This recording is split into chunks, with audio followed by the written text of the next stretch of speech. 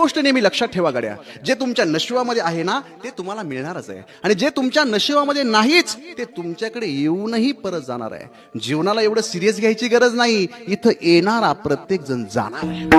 जीवन जर एवढं चांगलं असतं तर तुम्ही आम्ही इथे येताना रडत आलो नसतो, आणि जीवन जर एवढंच वाईट असतं तर जाताना तुम्ही आम्ही अनेकांना रडवलं नसतं. काही गोष्टी लक्षात ठेवत जा. हे बघा, तुमच्याकडे BMW असो वा साधी मारुतीची कार, रस्ते तेच असणार आहेत. तुम्ही इकॉनॉमी क्लासमध्ये प्रवास करा अथवा बिझनेस क्लासमध्ये प्रवास करा, वेळ तेवढाच लागणार आहे.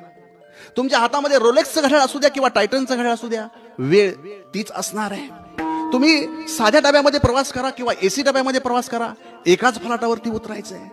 आणि तुमच्याकडे ॲपलचा मोबाईल असो किंवा साधा सॅमसंगचा मोबाईल असो, तुम्हाला फोन करणारी माणसं तीच आहेत, ती काय बदलणार नाहीत.